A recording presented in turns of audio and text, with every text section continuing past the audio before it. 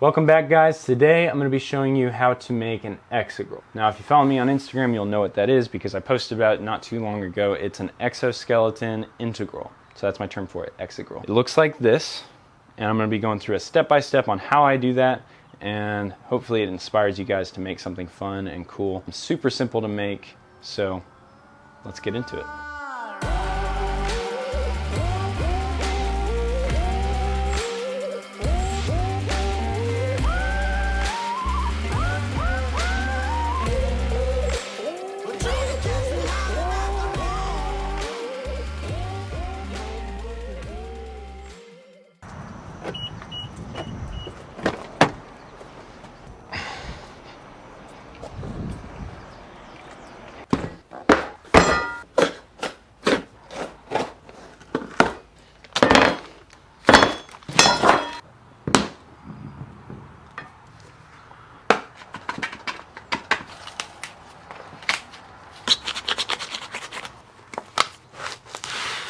Look at that chunky piece of bronze.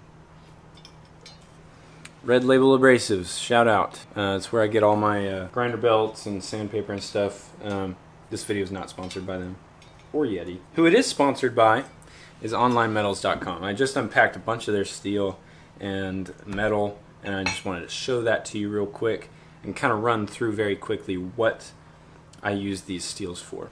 So Online Metals is a company that supplies all sorts of metals in all sorts of dimensions. They supply bar stock, round stock, square tube, round tube, sheet steel, all sorts of stuff. And I've been using them since I've been doing this professionally, which is probably about 5 years now.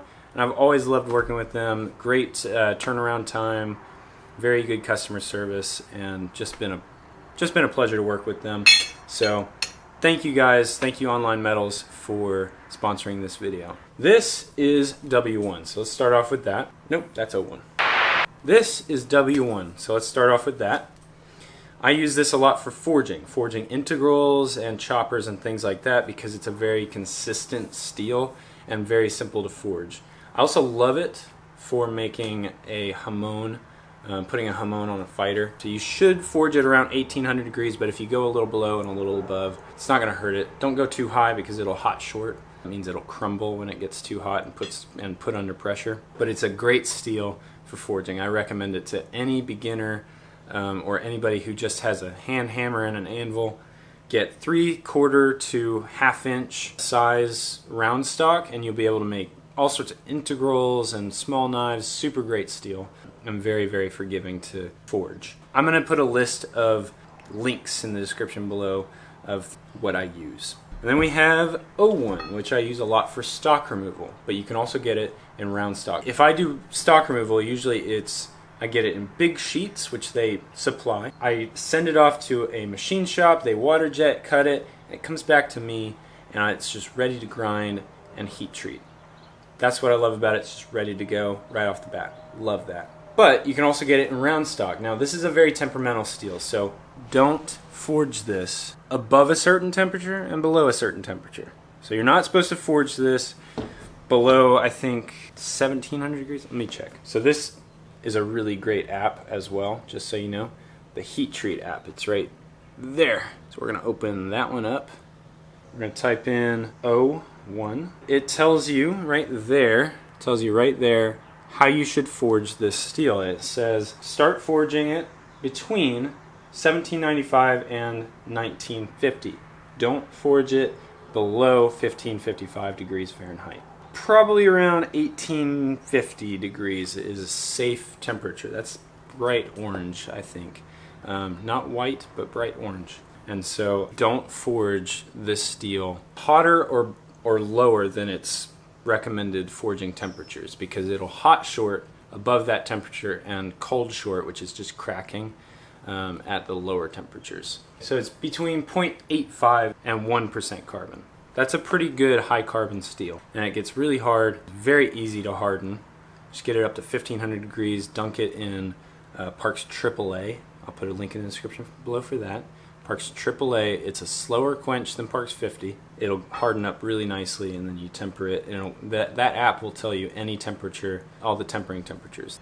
And then this one is a special type of steel that is more complicated. It's D2, and it's white on the end. I really like this steel because it's 1.4 to 1.6% carbon. So it's very high carbon steel. It's going to harden up really well. And it air hardens. It's also really high chromium content. It's like 12% chromium. Is that right? Yeah, 12% chromium, 1% vanadium. This is really great wear resistance, edge retention, and corrosion resistance. So that's going to be a great steel for knives. Online Metals also gives a product guide, less specific to forging, but just gives you a chemical makeup and all of that. I'll link all those in the description below. But those are the 3 types of steels I've got here, and you can get all sorts of other kinds of steels there too, so check out what they have. I'll put a list of their advertised steels below. I also use bronze. This is silicon bronze. It's a 1-inch round bar of silicon bronze, and it's pretty great stuff. Especially if you want to make bolsters and guards, and that's what I use it for. Forge it out at low temperatures. You'll see it's dull red. When it's dull red, you forge it out. You don't get it orange. It'll fall apart. Dull red, forge it out into the size that you need it. Super great material for making guards and stuff like that. And it's a little softer. And then you have aluminum bronze. Aluminum bronze is a crazy, crazy hard bronze. Well, crazy hard in my opinion. Really, I'm just going to cut it and use it for guards, but you can forge this stuff out too. And I think a friend of mine, Dave Delagardelle, he does great stuff. And actually, he has forged some blades out of this, I believe, and says it works great as a knife. I might put that to the test at some point, but not today. Today, we are going to be making Exigrals out of this. And I'll show you the before and after. But this is the W1 round stock, and we're going to be making the all metal Exigrals out of this. So first thing we're going to do is light up the forge, and then I'm going to go step by step on how I forge these blades out. Thank you, Online Metals, for sponsoring this video.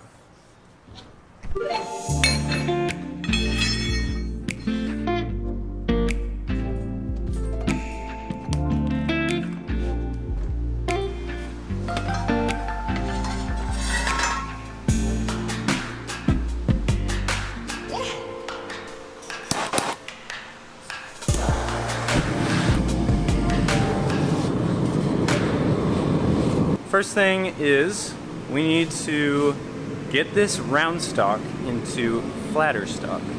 So what I'm going to do, since it's 1-inch round, I'm going to take it with the power hammer, forge it down a bit, and get it a little smaller, a little thinner, easier to manage.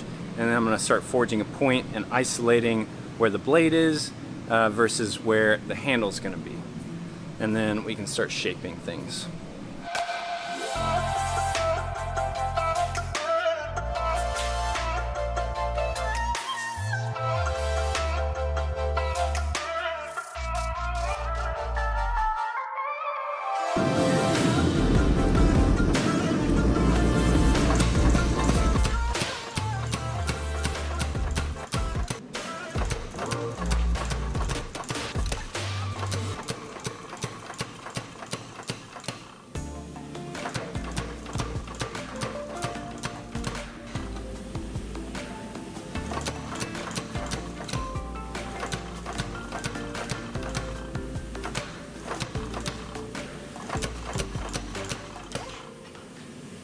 So next thing I'm going to do is I'm going to use the Big Blue press. I really wish I could use my Coal Ironworks press, but right now we're going to use the Big Blue, which is doing a decent job for us. Just, man, I wish I had that Coal Ironworks press available to use right now. But soon, and I'm very thankful for where I am. So we're going to take this and we're going to isolate where the blade's going to be. We're going to create flats, and then we're going to forge bevels as if like there's a handle separation, so that It's going to bump up into a thicker part where the handle's going to be, so it's a little more comfortable hold. It's going to step down where the blade's going to be, so it's thinner. We're going to be using these flat dies for that. These are just big square dies, basically, that will be great for isolating where the blade's going to be, just generally good for squaring things up and flattening them out.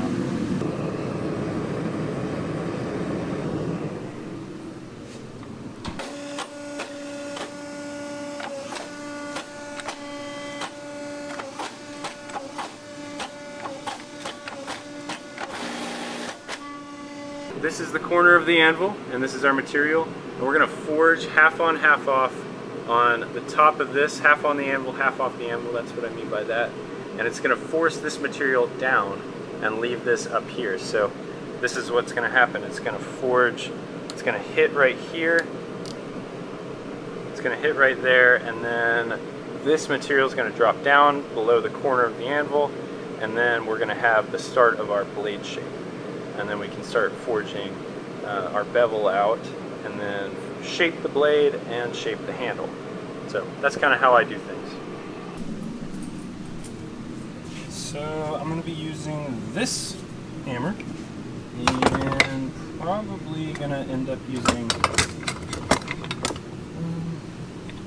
all of these tongs. Set these right here.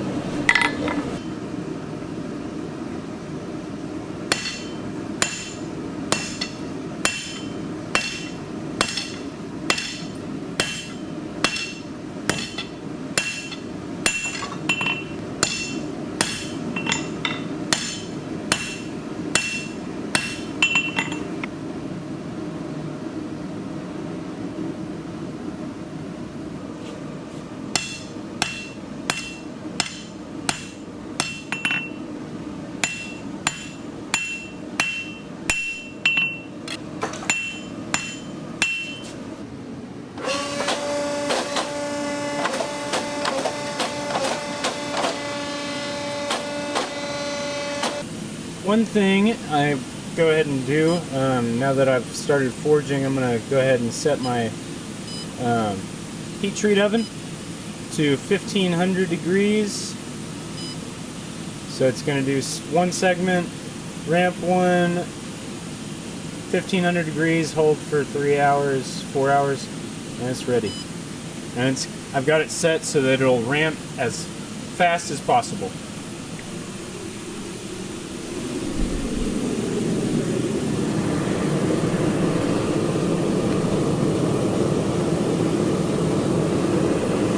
It's definitely hot.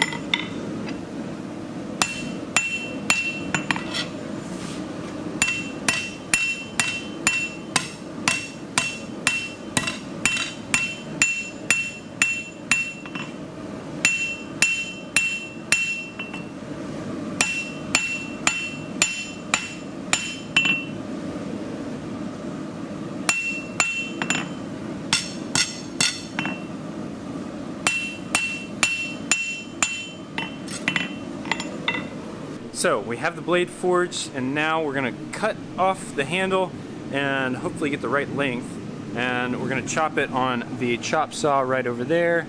Then we are going to forge out the handle and shape it and all of that.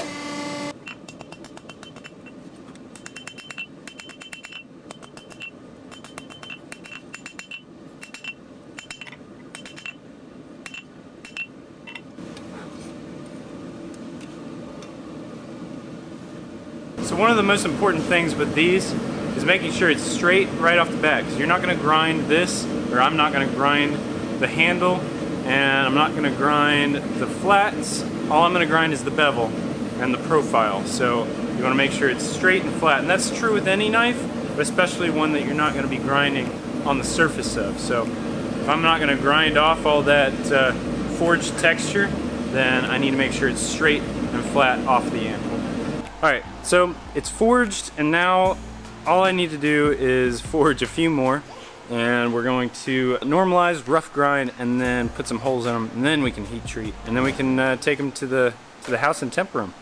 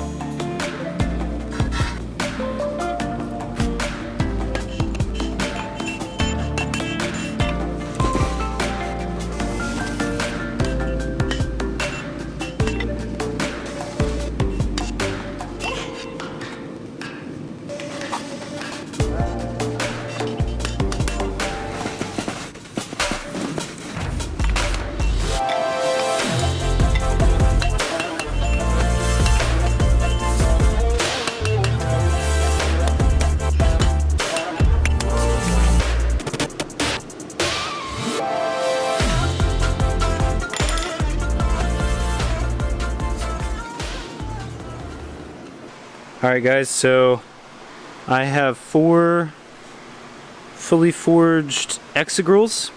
I've straightened and flattened them all.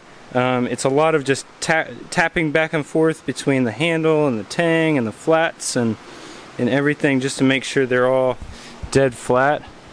But it's worth it in the end. When you're going to be leaving this much forging on it, you don't want to have a crooked blade.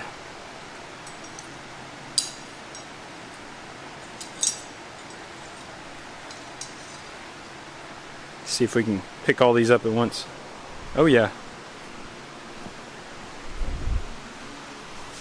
See if we can put them all in there at once. Oh, goodness. Okay, that's gonna need some adjusting. I needed 2 hands for that. Gonna get them up to 1500 degrees and let them cool in still air.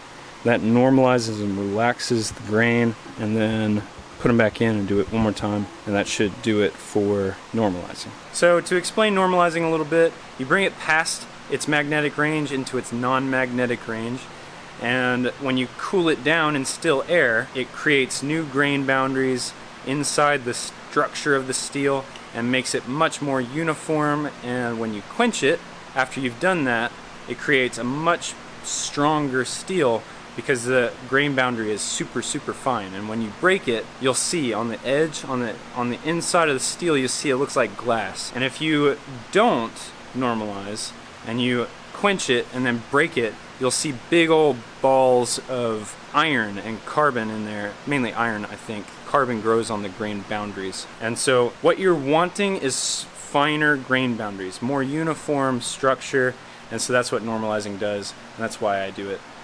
In this case, to 1500 degrees, I'm going to do it at least twice, if not 3 times.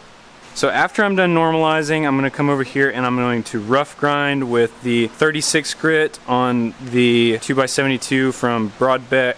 After that, I'm going to take it over here and I'm going to drill some holes. I've got a 3/8 and I think it's 25/64. It's a little bit bigger than 3/8, and lighten up the handle a bit, and then it's ready to quench. So then I'm going to take it over here, back over to the heat treat oven, and quench it at 1500 degrees. To get it fully hardened, and then I'm going to take it over to the sandblaster and blast the oil off of them before I take them to temper them.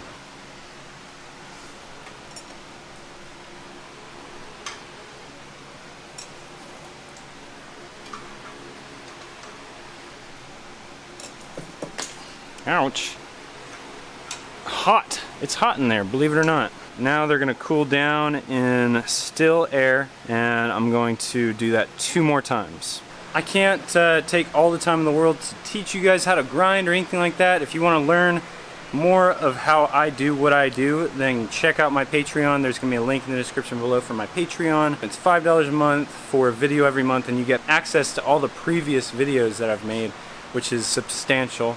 I think it's over 25, somewhere around 26, 27 like that, covering all sorts of things: knife grinding, blade grinding, profiling, handle making, all that stuff, hidden tang, sanmai, everything. So go check out my Patreon if you want to learn how I make the knives that I make.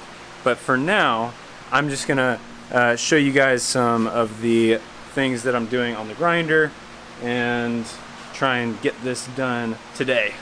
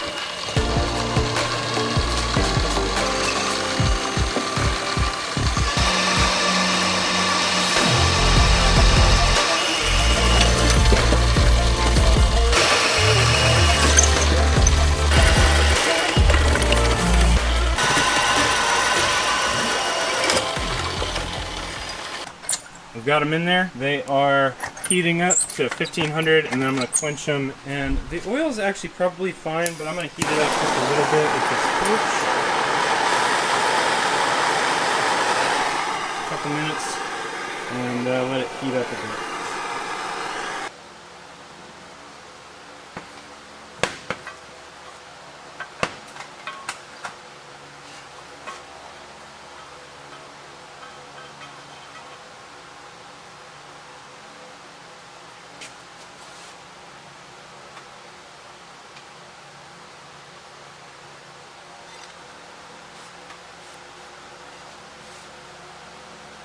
You can tell I'm hot, it's dripping with sweat. So another thing is, once you normalize these steels, like W1, it doesn't want to warp as easily. So when you quench, it's not going to warp as much if you normalize your blades well.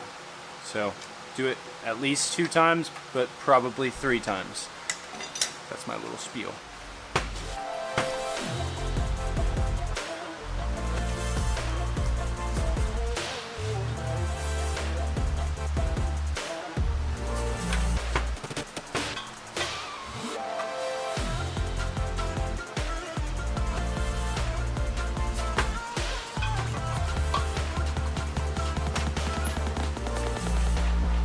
Okay, so now that they're quenched, I'm going to take them over to the sand blaster, blast the crap out of them so that they don't stink when I temper them, and then head home and start getting them tempered.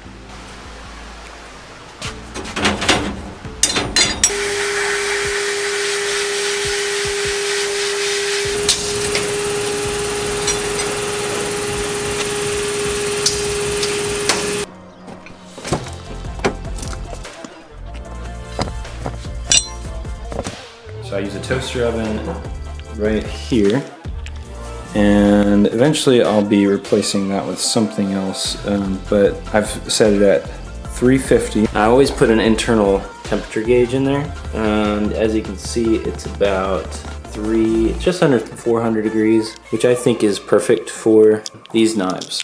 So I'm going to take these.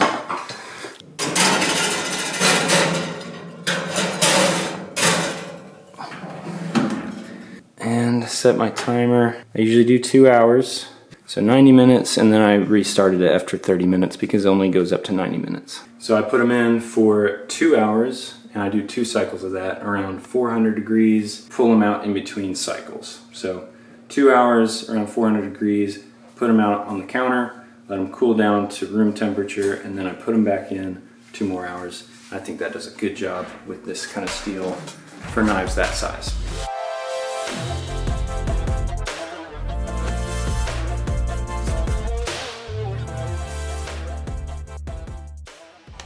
Alright everybody, that is it for part 1 of this 2-part series. We're breaking it up into 2 videos so it's more manageable. This one's already 30 minutes and I don't want it to go much longer than that, so we're going to do a second video, starting with the end of the tempering process all the way through to the finishing process of the blades and edge testing and all of that.